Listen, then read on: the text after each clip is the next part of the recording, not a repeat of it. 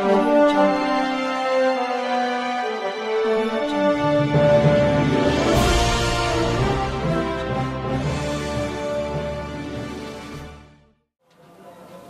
কি শোনাবেন আপনি?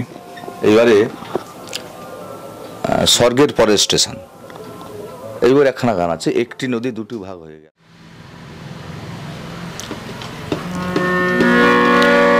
একটি নদী দুটি ভাগ হয়ে মিশে দুই মোহনায়, একটি মিশেছে গঙ্গায় আর একটি যে যমুনায়, একটি যে যমুনায়।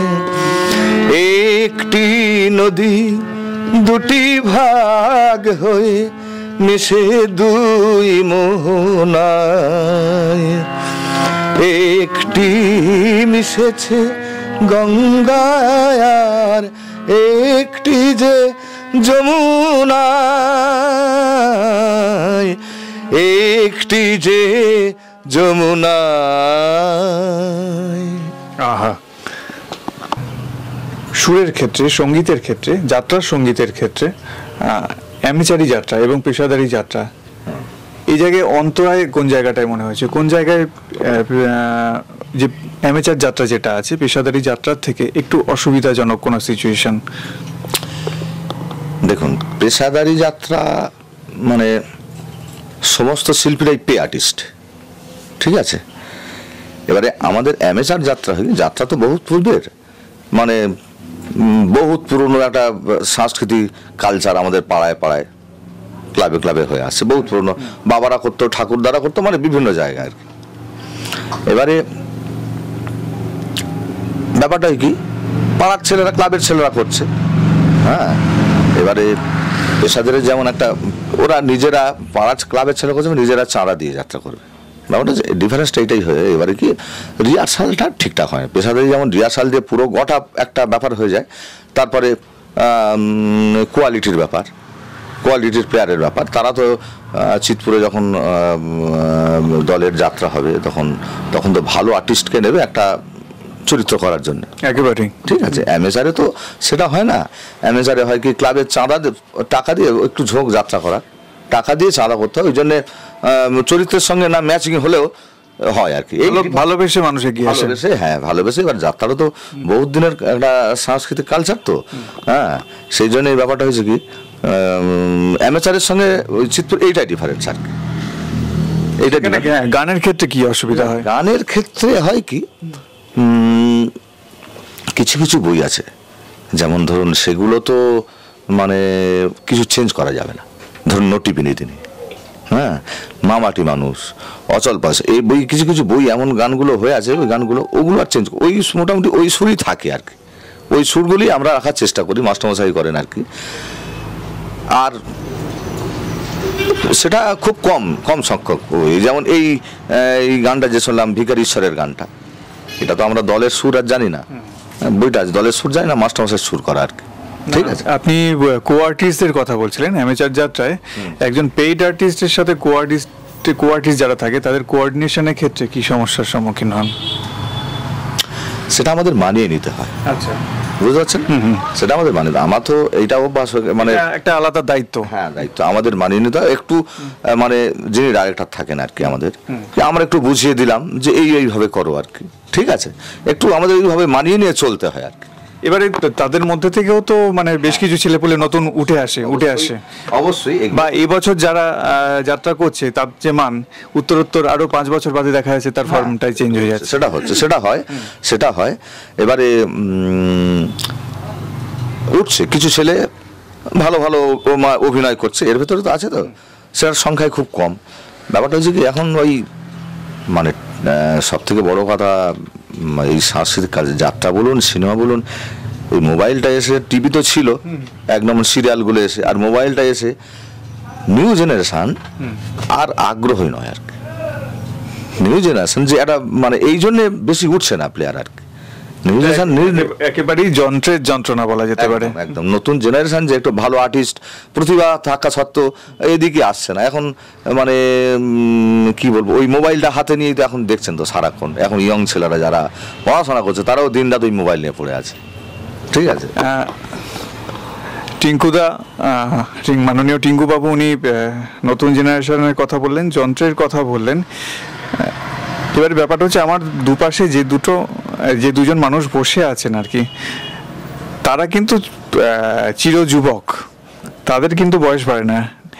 তারা এক সময় নিউ জেনারেশন হিসেবে এই মহান শিল্পে এসেছিলেন এবং আজও কিন্তু একেবারেই চিরনতুন, চিরসতেজ হিসেবে অক্লান্তভাবে কাজ করে চলেছেন এবং আমাদের ধন্য করে চলেছেন।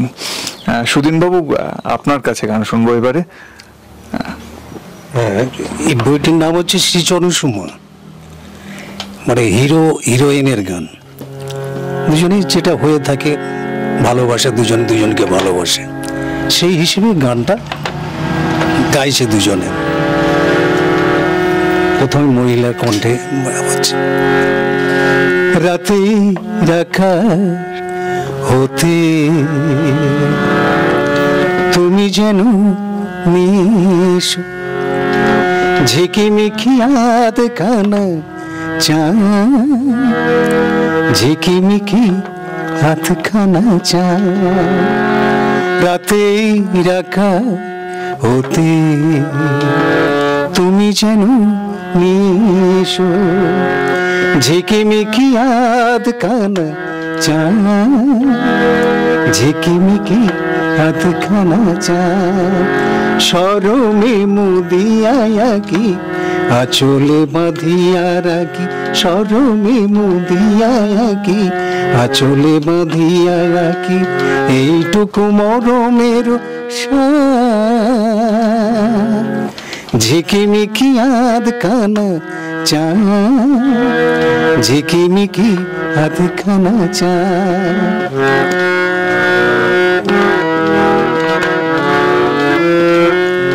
পলাশ শাখায় যদি ভালোবাসা বাঁধে, বলো তাতে ক্ষতি হবে কি?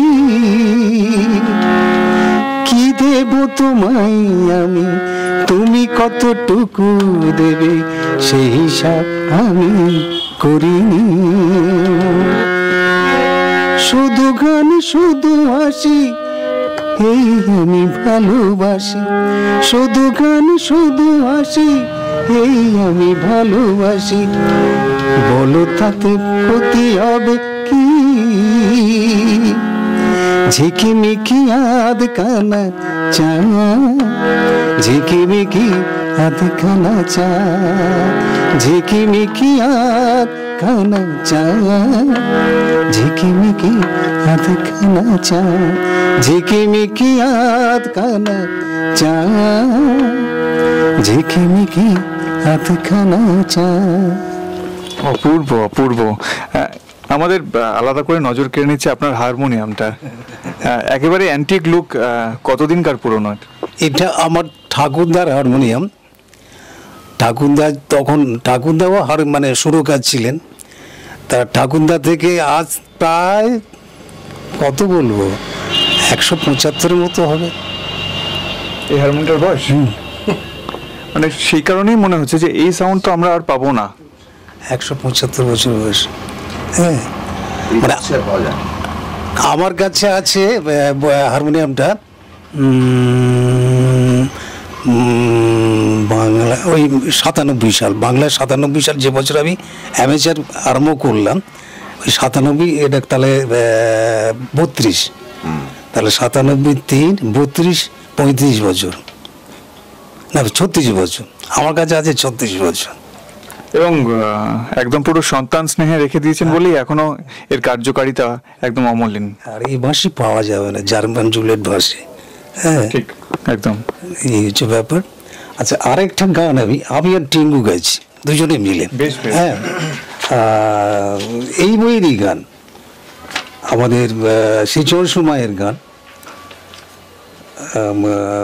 মানে গায়ক, মানে ও হিসেবে গাইছে ও, আর মেয়েটির গানটা আমি গাইছি।